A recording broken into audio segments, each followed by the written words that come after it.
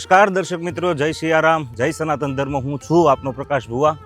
મારી ચેનલના માધ્યમથી અત્યારે એક એવા સિદ્ધ સંતના દર્શનની મુલાકાતે હું તમને લઈને આવ્યો છું કે જે કહી શકાય કે આપણે અનાજ વગર કેટલો સમય જીવી શકીએ, એક પગે ઊભા ઊભા કેટલું જીવી શકીએ, એક જ જગ્યાએ ઊભા ઊભા આપણે કેટલું જીવી શકીએ, અને મૌન વ્રત સાથે. તો આવા તપસ્વી પુરુષો જે આપણી ધરતી ઉપર થયા છે અને તેની ઓળખ, તેનો પરિચય અને તેનો સાથે સત્સંગનો લાભ લેવા માટે આજે હું મારી ટીમ દ્વારા અને ટીમની સાથે આજે ખડેશ્વરી બાપુના આશ્રમે આવેલો છું, જે ખાંભાની નજીક થાય છે. ચક્રાવા ગામ અને ખાંભાથી આ રિલેટેડ છે. એનું એડ્રેસ પણ હું તમને આ વિડીયોમાં આપવાનો છું. અને ખરેખર આવા અદ્ભુત સંતોના દર્શન કરવા એ પણ એક જીવનનો લાવો છે. અને તો ચાલો મિત્રો, વધારે કંઈ ફોર્માલિટીઝ પૂરી ન કરતા અહીંયા હનુમાનજી મહારાજનું મંદિર પણ છે, તો દાદાના પણ દર્શન કરશું અને આ આશ્રમની વિવિધતા જે છે તેના વિશે પણ હું તમને વાકેફ કરાવવાનો એક પ્રયાસ કરું છું.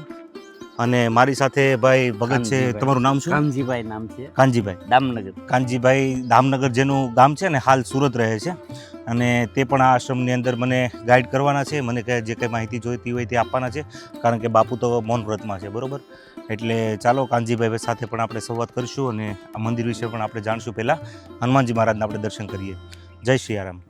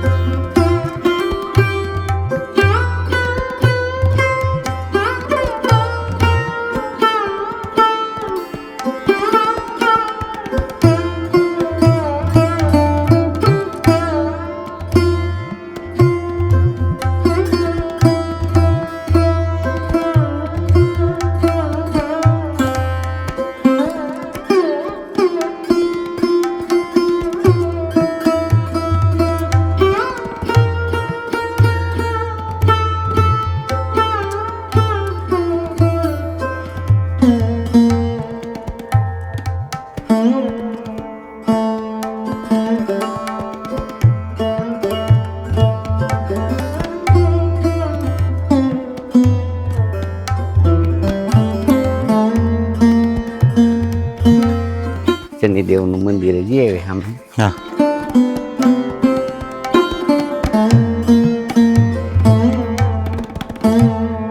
અહીંયા કાલે જ યજ્ઞ કુંડ હતો એમ ને? હા, બધું 11 કુંડ હતા કાલ થોડાક.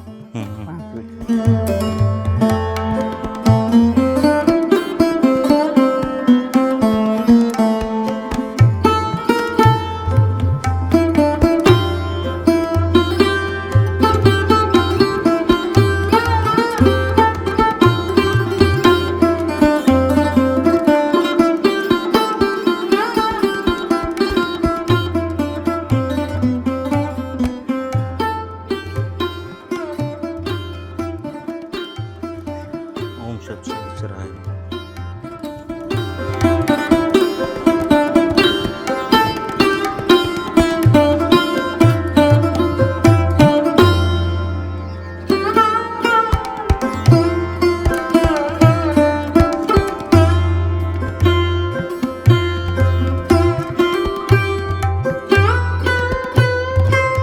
ગાયું કેટલી છે ભગત અહીં?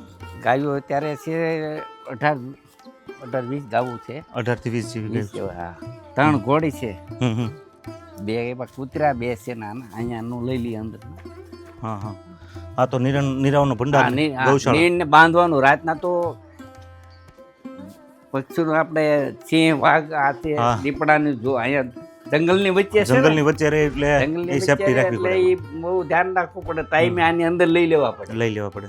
હા, કાચ ને સામે હોતે જ છે. હમ હમ. એની અંદર ગાયો જાજી ના રહે. ન્યા રહે. આની અંદર 4-5 ગાયો આની અંદર રહે. રહે. ઘોડી આની ઉપર છે. ઉપર આપણે રહે, આગળ ના લઈ લઈ. પાછળ રસોડા માટો મારી. હિંસક પશુઓના ડરને કારણે રાત્રે ગૌશાળામાં થી ગાયો અહીંયા થોડી હા, લઈ અંદર આ લેવી અને પડે. કારણ કે આ આશ્રમ છે ને જંગલના પેટાળમાં છે, હા, એટલે જંગલની વચ્ચે આશ્રમ હોવાથી અહીંયા શું છે, અવારનવાર ક્યારેક હિંસક પશુ, આ તો એનો એરિયો કહેવાય, આ એનો હવે દીપડા આમ તો આમાં આ કુંડી છે. એ સિંહને એને પાણી પીવાની છે, હવેડીની કરી છે. અહીંયા રસોડું કાલે બસી 2000 માણસનું કાલે રસોડું હતું. 2000 માણસનું રસોડું હતું કાલે. આ વંડી આપણે પાણી હા એ અહીંયા કોઈ જંગલી પશુ જંગલી મતલબ પશુ સિંહ આવે. દીપડા માટે પાણી પીવા સિંહ માટે દીપડા બાપુએ માટે વિડીયો પાણી બનાવ્યો જો પીવાની હવેડી ભરી રાખે છે. આ જે હવેડો બનાવ્યો છે ને બાપુએ, સાધુ સંતો કેટલું વિચારે જુઓ તમે. જંગલી પશુ છે, જે હિંસક પશુ છે, જે બીજાના જીવને નુકસાન કરે, પણ સાધુ એવો પરોપકારી જીવ છે કે જેને બધાની ચિંતા છે. તો આવા જંગલી પશુ માટે પણ જો એણે પીવાના પાણીની જો અહીંયા સરસ મજાની એવી વ્યવસ્થા કરી છે. અને કહેવાય ને કે આ આશ્રમના વાતાવરણની જો તમને વાત કરું તો એકદમ નીરવ શાંતિ છે અહીંયા. ખરેખર ખૂબ મજા આવે છે. આજે ઘનશ્યામગીરી બાપુ તો છે નહીં, હરિદ્વાર ગયેલા છે, નકર એમની પણ આપણને મુલાકાત થત. હા. પણ બાપુના જે શિષ્ય છે, બાપુનું નામ શું છે? આ પ્રતાપગીરી બાપુ, પ્રતાપગીરી બાપુ અત્યારે છે. એમનું પણ તપ બહુ જોરદાર છે. જે મોહન દેવાનું ઊભું તપ કરે છે. અને છેલ્લા કેટલા વર્ષથી બાપુ ઊભા છે? આપણા આ બાપુ હા. આ 3 વર્ષથી, આ 3 વર્ષથી સતત ઊભા છે. અને પગ જોવો ને તો તમને એનો ખ્યાલ આવે એના તપનો. અને 12 વર્ષનું એમનું વ્રત છે. અને બીજું એ કે મૌન વ્રત પણ પોતે બાપુએ કરેલું છે. અને અનાજ પણ લેતા નથી. અનાજની એટલે આ બધી પરિસ્થિતિની અંદર અને એટલી ગરમીમાં અત્યારે કમસે કમ 42 ડિગ્રી તાપમાન જેવું હશે. અમારા કપડાં પણ પરસેવામાં પલળી ગયા છે. પણ બાપુના ચહેરા ઉપર તમે જુઓ તો એક પણ સિકન એમાં જોવા ના મળે. તો ખરેખર જે આ તપસ્વી સાધુઓ છે, કોઈ એમ કહે કે આપને ટેકા કોણ આપે, પણ ખરેખર કોક આપતું હોય. જે આવા તપસ્વી પુરુષો હોય, તપ કરતા હોય, એના આધારે પણ આવા કદાચ આપણે આવી લહેર લૂંટતા હોય તો પણ કોને ખબર એમ. તો ચાલો વિડીયોમાં બની રહેજો. આ વિડીયોમાં આશ્રમ બતાવ્યા પછી હું તમને બાપુના દર્શન કરાવવાનો છું. અને બાપુના દર્શન ખરેખર કરવા જેવા છે. અને તો બની રહેજો. ચાલો હવે આપણે ગૌશાળા તરફ જઈએ. બસ અહીંયા નાવા ધોવાનું બાપુની ઘોડી મહેમાનો આવ્યા એને અહીંયા સંડાસ બાથરૂમની સગવડ છે. હા, સંડાસ બાથરૂમની બધી સગવડ અહીંયા બનાવી. નાવા ધોવાનું સંડાસ બાથરૂમની સગવડ કરી છે. મહેમાનો કઈ આવ્યા હોય બહારના, પાણી ટાંકી બધું બહુ.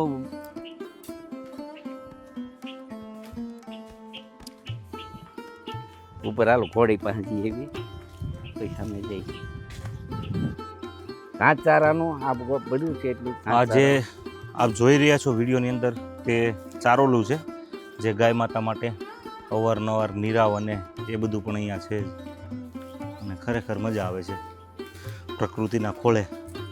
જો આ ચીકુડીનું ઝાડ છે, આમાં ચીકુ પણ મસ્ત આવ્યા છે, પણ હજી કાચા છે. ચીકુ આંબા છે. ચીકુ એ તો બહુ જમાવટ છે. એ તો આશ્રમ હોય ત્યાં તો અને એ છે બધું જમાવે. પાછું અનક્ષેત્ર શરૂ. હા, અનક્ષેત્ર કાયમ માટે કાયમ ચાલુ છે. માટે કદાચ તમે ફેમિલી સાથે પણ અહીંયા આવો આવીએ કાંઈ બધું તો બધી જ બધી સુવિધા છે. નાવા ધોવાની, રહેવાની રહેવાની અને ખાવા પીવાની બધી સુવિધા સાથે બાપુએ ભલે જંગલમાં મંગલ કર્યું આ છે. બસ જંગલમાં મંગલ. બહુ વધારે આમ કહેવાય ને કે આમ અત્યારે જે ટેકનોલોજી પ્રમાણે વિકાસ થવો જોઈએ એવો વિકાસ નથી, પણ આધ્યાત્મિક વિકાસ આ આશ્રમનો બહુ જ મોટો છે. એટલે જો તમારે આધ્યાત્મિક વાતાવરણ જોતું હોય, એવું શાંત એટમોસ્ફિયર જોતું હોય તો આ જગ્યાની મુલાકાત કરો તો તમારી તરસ છીપાય. એ પાકી વાત છે. કારણ કે આ જગ્યા ઉપર અમે આવ્યા એટલે અમને થોડુંક એક અલગ આમ વાઇબ્રેટ જોવા મળ્યું. અને બીજા નંબરમાં અલગ કંઈક એવા સાઉન્ડિંગ અમને જોવા મળ્યા. અને સાથે ભગતનો એનો પરિચય થયો અમને આવ્યા તરત. અને બાપુ પાસે અમે બેઠા, જલપાન કર્યું. અને હવે આશ્રમની વિધિવત પરિષદની આપણે ગૌશાળા તરફ જશું. ગૌશાળા બાદ આપણે બાપુ પાસે પણ જશું અને બાપુના સાનિધ્યમાં ભગત સાથે આપણે દિવ્ય સત્સંગ કરીશું. તો બની રહેજો વિડીયો, ખૂબ મજા આવવાની છે. અને બાપુના દર્શન હકીકત કરવા જેવા છે. અને આવા સાધુ તો જ્વલત તે જ જોવા મળે છે. એટલે સનાતન ધર્મની જે આ સંસ્કૃતિના આપણા ઘરેણા છે, આપણો અમૂલ્ય વારસો છે, તે ક્યાંક ને ક્યાંક આપણે જાળવવો રહ્યો અને આપણે એની વિશે જાણવું પણ જરૂરી છે. તો બની રહેજો મિત્રો, હવે આપણે ગૌશાળા તરફ જઈએ.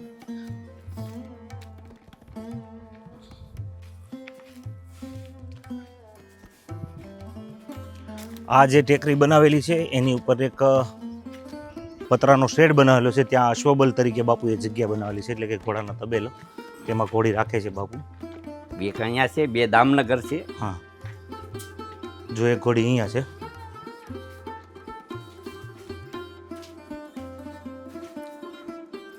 ખૂબ સરસ. આનું નામ શું છે ભગત?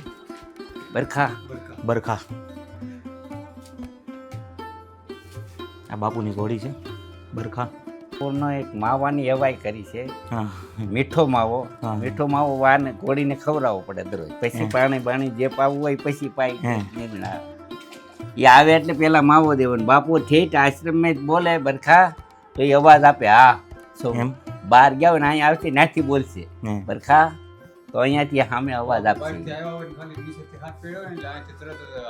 હે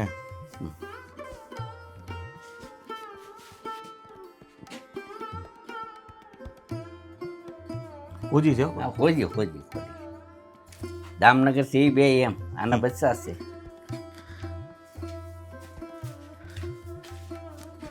બરખાની પણ આપણે મુલાકાત કરી. હવે જી આપણે ગૌશાળા તરફ. હવે તમે ઠંડુ પાણી જરાક આ પાણીની જરાક એવું ન હોય. ઓલા ગોળાની અંદર ઠંડુ છે. મિત્રો આ જોઈ રહ્યા છો આપ વિડીયોમાં જે દ્રશ્યમાન છે તે રીતે ગાયોનો નીરાવ ઘાસચારો અને ખૂબ સરસ મજાનું આયોજન. ભગત આ નીરાવ બધો અહીંયા જ બાપુ રાખે એમ ને? હા બધા અહીંયા રાખે. પાછળ આપણે જોયું એમાં ભર્યું એ પણ છે, ગોડાઉન અહીંયા છે. રાખે. ચોમાસાની પછી- અંદર લઈ લે. હા એટલું સામે સપોઝ લીલું ઘાસચારો આવે. અને આશ્રમની જમીન કેટલી છે? આમ જગ્યા છે કે નહીં ખેતી એમને લાયક? એવું નથી કાંઈ. નહીં ને? નહીં પાકોડી જગ્યા જેટલી હરકી કરે. હા. હમણાં આવ્યા પાછા આશ્રમ હમણાં દામનગર મેન આશ્રમ. હા, મુખ્ય આશ્રમ આ બાપુનો ખૂબ સમય ઘનશ્યામગીરી થયો છે. બાપુનો દામનગર છે. લટુરી હનુમાન તરીકે પ્રખ્યાત છે દસા રોડ ઉપર. ઠસા રોડ ઉપર. અને આ એમની પેટા શાખા છે એ આશ્રમની. અને અહીંયા બાપુના સેવક જે છે, શિષ્ય છે. હા શિષ્ય છે એમના એમનું પ્રતાપગીરી નામ બાપુ. પ્રતાપગીરી બાપુ અહીંયા જે હાલ છે તેનું પણ તપ બહુ જોરદાર છે. તો ચાલો મિત્રો, ગાય માતાના દર્શન કર્યા બાદ પછી આપણે બાપુના સાનિધ્યમાં દિવ્ય સત્સંગનો લાભ આપણે લઈશું. તો ચાલો ગૌશાળા.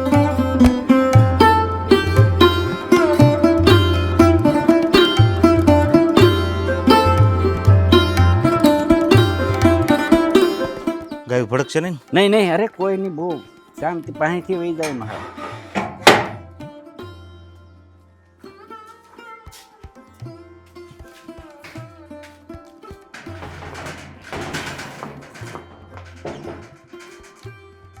તો આ વિડીયોમાં જે રીતે જોઈ રહ્યા છો તે ગાય માતા જો બધી જ આપણી સામે જોઈએ છે.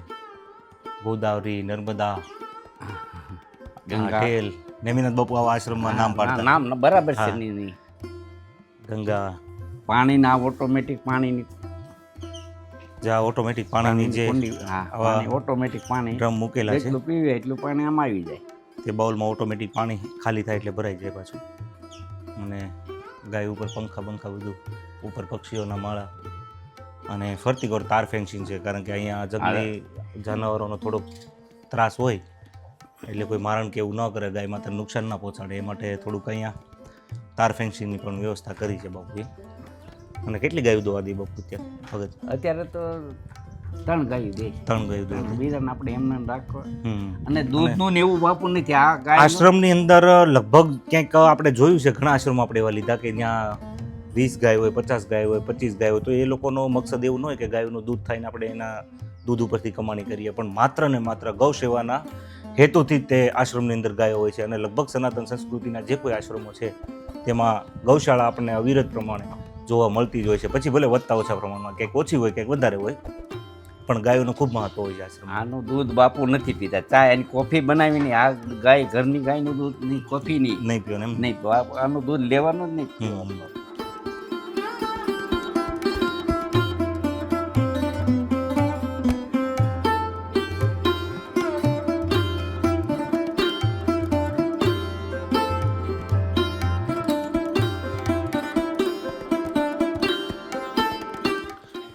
આ મશીન આ કટિંગ કરવાની જ નાખવાની. કાંઈ પણ લીલું હોય એની કટિંગ કરી નાખવાનું. આ નીરાવ કટિંગ થઈ જાય એટલે આમ હા, ગાયોને આવું કટિંગ થઈ ઘાસચારો જાય. નાખવામાં સારું પડે. ઘાસચારો નાખવાનું. રાતના આની અંદર ગાયોને રાત્રે અહીંયા અંદર ઓલી બાજુ બે રાતની જગ્યાએ આની અંદર લઈ લેવાની છે. આ ગૌશાળા છે રાત્રે ગાયો રાખવા માટે. અને વેન્ટિલેશન માટે જો બારીઓ તે મૂકેલી છે. પંખા બધું અરે બધું કમ્પ્લીટ છે.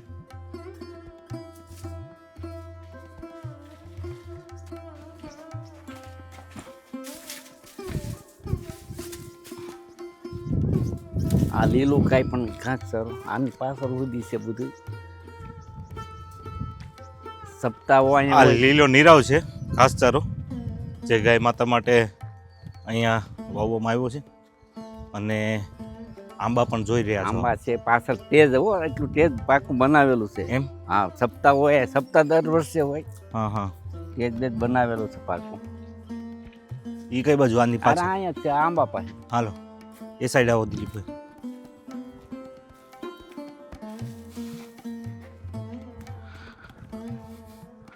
આમ ક્ષેત્રફળની દ્રષ્ટિએ જોવા જાય તો આશ્રમ થોડો નાનો છે, પણ આધ્યાત્મિકતાની દ્રષ્ટિએ જોવા જાય તો આશ્રમ ખૂબ વિશાળ છે. કે જે પરંપરાના સાધુઓ જે આ આપણી જે અમૂલ્ય વારસો છે તે સાચવીને બેઠા છે અને જે સનાતન સંસ્કૃતિને શોભે તેવા નીતિ નિયમો સાથે તે પોતે પણ જીવે છે અને તેમના સેવક સમુદાયને પણ એને પણ એ રીતનો જીવવાનો એક ઉદ્દેશ આપે છે. અને આ જે સ્ટેજ બનાવેલું છે તે ભગતનું કહેવાનું એવી રીતનું છે કે બાપુ સપ્તાહ અહીંયા હોય, જ્યારે દર સપ્તાહ વર્ષે કરે, સપ્તાહ હોય એ પાકું ટેજ કરી નાખ્યું હા. કઈ દર વર્ષે અહીંયા ભાગવત સપ્તાહનું સુંદર મજાનું આયોજન થાય છે. તે આ જે નીરાવ છે એ જગ્યામાં બધા માણસો બેઠું હોય અને અહીંયા સપ્તાહનું આયોજન થાય છે. એટલે ખૂબ સરસ વાતાવરણ છે. લીમડાના છાંયમાં ઊભાને બહુ મજા આવે છે, કારણ કે ગરમીનું પ્રમાણ થોડું વધારે છે અને સુરતવાળાને વધારે લાગે થોડું. અહીંયા બાપુના ભરસા બાપુ એક બે છોકરી એક એવી કઈ રે એમ જ નહોતી. એને બાપુએ ખાલી હાથ ફેરવો ને એ તરત ઊભી થઈ છે. એવા પરસા આપેલા છે. પછી બાપુને એ લોકો અહીંયા લાવ્યા, તમે અમારી બાજુ આવો એમ, સમજ્યા? ઘનશ્યામગીરી બાપુને. પછી ઘનશ્યામગીરી બાપુ અહીંયા ને એના ગુરુદ્વારો રાજસ્થાન છે. હા, તો જેમ ભગતે વાત કરી તેમ કે એ તો જો કે સિદ્ધ સંતો હોય ને એમાં કઈ એમની તમે એના ઓરાની અંદર તમે ખાલી એન્ટર થાવ ને તોય તમને એનું ખબર પડી જાય કે આનું તપ કેટલું છે. અને આવા પરચા તો બહુ એના માટે સામાન્ય બહુ આપેલા છે પરસા. પણ કહેવાનો ભાવ જ પરચાઓ કરતાં પણ સત્યને ઓળખવું ને એ વધારે સારું છે. કારણ કે અમને અમારા ગુરુ એવું કહેતા કે બહુ પરચાઓમાં વિશ્વાસ કરો ને એની કરતાં તમે ઈશ્વરમાં વિશ્વાસ કરો, કે કોઈ અંધશ્રદ્ધામાં જવું એના કરતાં તમે આધ્યાત્મિક બળ તમારું એટલું વધારો અને કર્મ એવા સારા કરો કે ઈશ્વરને તમને આપવું જ પડે. પણ છતાં પણ કોઈ દુઃખી થતું હોય, કોઈ પીડાતું હોય તો આવા સાધુ સંતોના આશ્રયમાં આવીને જેમ ભગતે વાત કરી તેમ સારું થઈ જાય આપણે જોઈએ છે. તે કોઈ અતિશયોક્તિ નથી. ખરેખર બહુ આનંદ થયો આશ્રમમાં આવીને. તો ચાલો બાપુને દિવ્ય ઉપસ્થિતિમાં આપણે ભગત સાથે થોડોક સત્સંગનો સંવાદ કરીશું. તો ચાલો હવે બાપુની હાજરી પાસે.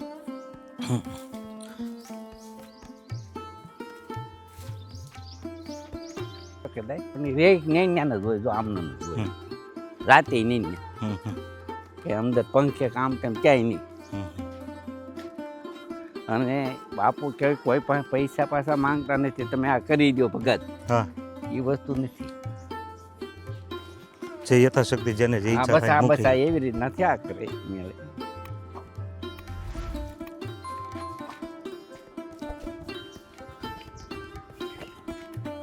જો ફણસ બણસ છે. આ શેનું ઝાડ કહેવાય? ફણસ. ફણસ. હા, જો ફણસ રહ્યા. હા હા. અરે ફણસ તોડે છે રોજ, તો શાક બાક બનાવે. આમનું શાક બને એમ ને? અરે બહુ મસ્ત બને એમ. હા, સરસ. એટલું અંતર પડે, સિટીમાં રહેતા એને ઓછું જોવા મળે. ન્યાય ઘણી વાર મળે, ફણસ મળે છે પણ આપણે મળે છે. બરાબર છે.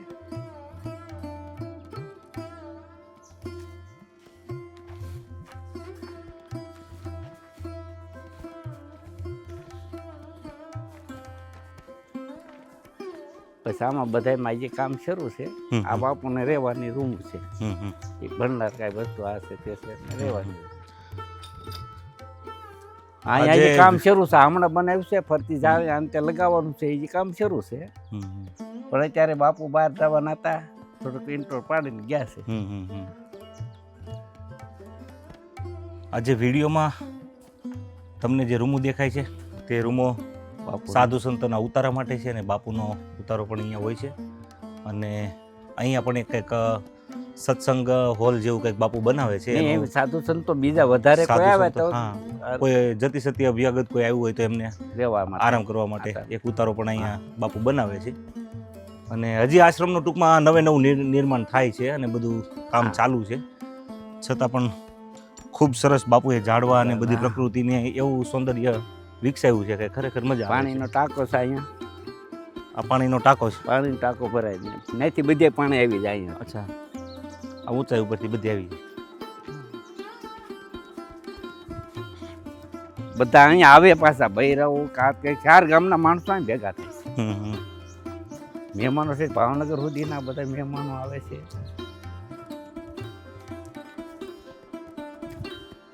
આ તમારા ભાઈઓ અહીંયા છે, એને તો ધન્યવાદ. આવું કોઈનું એટલું કરી શકે. કોટભાઈ છે, સમજ્યા? આ ગાયું ઈદો આવે છે, ફેરવા બધું નીન બીન ફેરવાનું નીન બીન. કોટભાઈ એને ભેહું એટલી છે, પણ આ કામ પહેલાં કરે.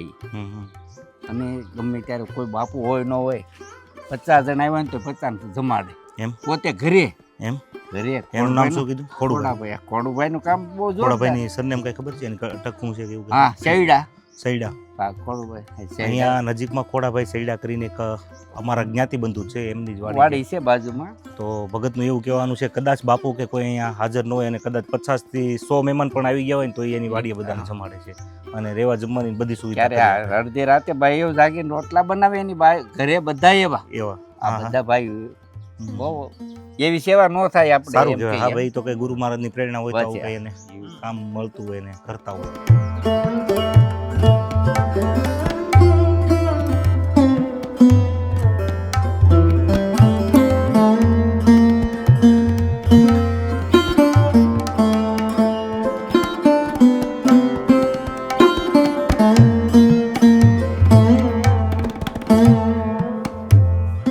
અહીંયા માતાજીનું સ્થાનક છે અને અખંડ દીવો પણ છે.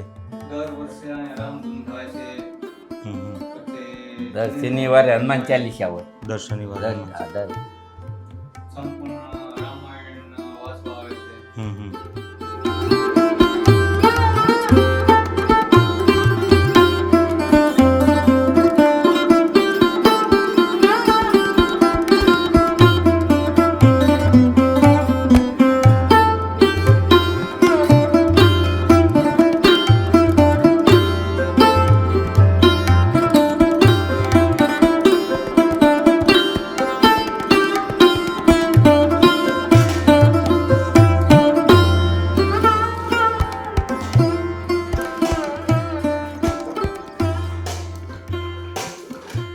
શ્રાવણ ગુરુજી 1 મહિનો શ્રાવણ માસ.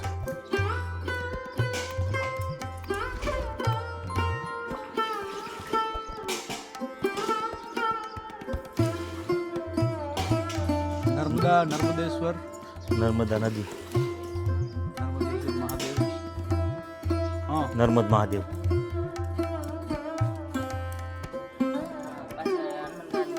હા હા હા હા હા તપ કરવા છે બાપુ શ્રાવણ મહિનો. હા તમારા ગુરુજી આ ભાઈ એને હારવા જાય બાપુએ હમણાં એક માહિતી અમને સુંદર આપી અને તે લખીને આપી. બાપુને પોતાને મૌન વ્રત છે લે તો બાપુએ મને પરચીમાં લખીને આપ્યું કે મારા ગુરુજી શ્રાવણ મહિનામાં 1 મહિનો સદંતર આખો નર્મદેશ્વર મહાદેવ મંદિર છે અહીંયા હનુમાનગાળા કેવું કહેવાય વાંદરી ગાળો કરીને એક અહીંયા સ્થાન છે. ત્યાં બાપુના ગુરુજી જે છે તે આવે ને આમ જો એક તપ કરવા જાય છે. તો બાપુએ પણ અમને માહિતી લખીને આપી અને ખરેખર મજા આવે છે આશ્રમમાં. બાપુના સાનિધ્યની તો શું તમને વાત કરું. ખરેખર આ વિડીયોમાં બની રહેજો, મજા આવશે. હવે એક નાનો એક સત્સંગ છે ભગત સાથે અને થોડીક આયુર્વેદ વિશેની પણ આપણે આ વિડીયોમાં વાત વણી લેવાના છીએ. જય સિયારામ, જય સનાતન ધર્મ મિત્રો. હું છું પ્રકાશ ભુવા. મારી સાથે અત્યારે ભક્ત મંડળ જો અહીંયા જે આશ્રમમાં બધા જે સેવા કરે છે અવિરતપણે તે બધી મંડળી મારી સાથે છે અને બાપુના સાનિધ્યમાં અમે એક દિવ્ય સત્સંગનો એક પ્રયાસ કરીએ છીએ. ભગત તમારું નામ પાછું હું ભૂલી ગયો. મારું નામ કાનજીભાઈ છે. હા કાનજીભાઈ, આપણે તમે કેટલા સમયથી આ આશ્રમથી પરિચિતમાં છો? આ આશ્રમ દામનગર 33 વર્ષ છે. આ દામનગર ઘનશ્યામગીરી બાપુનો આશ્રમ મેન દામનગર. ત્યાર પછી અહીં આવ્યા ને 17 વર્ષ જેવું 17 વર્ષથી આ જગ્યાએ તમે પરિચિતમાં છો. બરાબર. અને કાનજીભાઈ જે રીતે જણાવ્યું મુજબ અમે વિડીયોમાં જ્યારે મેં અગાઉ વાત કરી તેમ કે પૂજ્ય બાપુ એટલે કે ઘનશ્યામગીરી બાપુએ 15 વર્ષ સુધી તપસ્યા કરી હતી. 16 વર્ષ સુધી તપસ્યા બાપુએ કરી હતી. અને આપણી સાથે જે વિડીયોમાં પાછળ દ્રશ્યમાન છે તે પ્રતાપગીરી બાપુ જે ઘનશ્યામગીરી બાપુના શિષ્ય છે તેમને પણ 12 વર્ષની તપસ્યાનું નિયમ છે અને 4 વર્ષ એના પૂરા થઈ ગયા છે. બાપુના પગ જો તમને ખ્યાલ આવે કે આ તપસ્યા શું કહેવાય. અને આ મંદિર પટ્ટાગઢની અંદર ઉઘાડા પગે તોય બાપુ હાલતા હોય. તમે આપણી પાસે એવી એનર્જી ન હોય કે આપણે ન ચાલીએ કે ને એટલું બાપુ ઝડપથી હાલતા હોય. તો આ કંઈક ઈશ્વરીય પરિબળ હોય છે, ઈશ્વરની કંઈક કૃપા હોય છે તો જ આ શક્ય બનતું હોય. કાનજીભાઈ મારું કેવું માનવું છે પર્સનલી. અને આ જગ્યામાં જ બાજુમાં જ તે અહીંયા એક વાડી છે, નેહડો છે જે ખોડાભાઈ સૈડા તરીકે ઓળખાય છે. અને ખોડાભાઈ આપ અહીંયા કેટલા સમયથી અવારનવાર આપણે અહીંયા આવો છો? બાપુ આવ્યા તેદુના તમે અહીંયા આવો એમ ને? અને બીજું એ કે તમે બાપુની વિશે શું જાણો છો કંઈ? કે બાપુની આ કઈ આમ તમને કઈ અનુભવ એવો અંતરાત્માથી થયો કે એવું કઈ જાણો છો કઈ? તપોબળ સેવા કરે છે ત્યાર પછીથી એને હારો પાણી વાડીમાં ખૂટતું નથી આવું બધું. કાનજીભાઈએ મને અગાઉ વાત કરી હતી હમણાં થોડી વાર પહેલાં. ત્યારે તો ખોડાભાઈની હાજરી અહીંયા હતી નહીં, ખોડાભાઈ અહીંયા નહોતા હાજર. ત્યારે કાનજીભાઈ મને વાત કરી કે આ આશ્રમની અંદર સપ્તાહ હોય કે કોઈ પણ સમયો હોય, કોઈ હવન હોય કે ગમે તે વસ્તુ હોય તો ખોડાભાઈ એમની વાડીએ ઘરના ખર્ચે મંડપ સર્વિસના માંડવાઓ નાખે છે, ગાડલાઓ મંગાવે છે અને પાણીના 50 તો માટલા મૂકે છે અને લોકોને ચા પાણી ને એવું બધું અવિરતપણે, અને એમના ઘરે બૈરાઓ જે છે તે પણ રાત્રે કદાચ મહેમાન આવ્યું હોય ને આશ્રમનું તો રાત્રે પણ રોટલા ઘડીને ખવડાવે, એવી રીતની લોકો અહીંયા સેવા કરે છે. તો આશ્રમ જે હોય, જે જગ્યાએ બાપુ આશ્રમ કે કોઈ પણ સાધુ સંત હોય, સિદ્ધ મહાત્મા હોય, જે જગ્યાએ ધૂણી દખાવે ત્યાં એને કાંઈકનું કાંઈક ઈશ્વરીય પીઠબળ આવા લોકોના સ્વરૂપમાં જ ભગવાન આવીને એમને આપતો હોય છે. ખરેખર ઈશ્વરને કોઈ રૂબરૂ તો જોયો નથી, પણ આપણે કોઈ જગ્યાએ જતા હોય અથવા તો રસ્તામાં ગાઢ જંગલ હોય અને એ રસ્તામાં આપણે જતા હોય ક્યાંક ભૂલા પડીએ, મોબાઈલનું કવરેજ ના આવતું હોય, છતાં પણ કોઈ માણસને સામો મોકલે તો એ જ ઈશ્વર. બાકી ઈશ્વર આપણે કોઈ અર્જુન તો નથી જ કે વિરાટ સ્વરૂપે આપણી સામે આવે ને આપણે એના દર્શન કરી શકીએ. એવું તો છે જ નહીં. આપણી કોઈ એવી ઓકાત નથી, પણ કોઈ ના કોઈ રીતે મદદગાર આપણને થઈ શકે ને એ જ ઈશ્વરનું રૂપ માનવું. એ બધાના જીવનમાં થતું હોય, મારા જીવનમાં થતું હોય, તમારા જીવનમાં દિલીપભાઈ, કાનજીભાઈ કે આ ભાઈ કે ગમે તે હોય, કોઈના કોઈ સ્વરૂપે તો આપણને ક્યારેક એવી મુશ્કેલીમાં મુકાઈ ગયા હોય કે એમ થાય કે એ ભગવાન આમાંથી બહાર નહીં નીકળાય, છતાં પણ કોઈક આવીને આપણને બાવડું પકડીને એમાંથી બહાર કાઢે, એનું જ નામ ઈશ્વર. અને બાપુ સાથે પણ અમે હમણાં થોડો સંવાદ કર્યો. બાપુ સાથે સંવાદ કરતા ત્યારે બાપુએ મને એક પરચીમાં લખીને આપ્યું, પોતે બોલતા નથી, કે અમારા જે ગુરુજી છે એ અહીંયા પાછળ આપણે કેવું જગ્યા કીધી હતી આપણે ત્યાં તપ કરે છે શ્રાવણ માસ નિમિત્તે, હા વાંદરી ગાળો તરીકે એ જગ્યા અહીંયા ઓળખાય છે અને ત્યાં પણ ચોપડા ગાળો તરીકે ઓળખાય છે. તો શિવ મંદિર, ત્યાં શિવ મંદિર છે અને શ્રાવણ માસ નિમિત્તે બાપુ તપસ્યા કરે છે. 1 મહિનો ત્યાં જ રહે. હા 1 મહિનો બાપુ ત્યાં રહે છે. અને કાનજીભાઈ, બીજું અવારનવાર મારે પૂછવાનું તમને એ થાય કે તમે આ જગ્યાથી ઘણા સમયથી પરિચિત છો, બરોબર? અને આ જગ્યાએ બાપુ જ્યારે ધૂણી દખાવી ત્યારથી તમે અહીંયા આવો છો, ત્યારથી આવી. હા, તો જે સેવક સમુદાય છે, જે બાપુને માનવાવાળા છે, તે કેવા ભાવ સાથે અહીંયા આવે છે ને કેવા રાજી થઈને અહીંથી જાય છે, એની મને ખાલી વ્યાખ્યા કરો. એની તો આમ તો એની એમ તમને એમ થાય આવી વ્યાખ્યા કરે બધા એટલો ભાવથી, એટલા ભાવથી, હા એમાં કોઈ છે ને બીજું કોઈ વાત જ ન કોઈ વાત નહીં. સેવા કરવા આમ તો રાતના સેવા કરવા છોકરાઓ 4 આજે આવ્યા હતા, ગઈ રાતે ગાયોનું હું છે વાસીતું કરી જાય. ગામમાં લોકો બધાને પાછું કાંઈ સેવક 5 છોકરા હોય એવું નહીં, બૈરાઓ મોટા આદમી, મોટા વૃદ્ધ હોય, બધાનો એવો ભાવ છે. આ 4 ગામનો, 4 ગામના તરભેટે આ જગ્યા એવો ભાવ છે. અને બધા કાંઈ કામ હોય ને તો બધા આવીને ઊભા રહે છે. તો તમને એમ થાય એટલું ગામ, એક ગામના માણસો છે એવું લાગે. એ લોકોનો એવો હોવ કે એક ગામના છે આ બધા, તમને એવું લાગે એક ગામના છે. અને આપ કેટલા દિવસ આ જગ્યા ઉપર રોકાતા હોય?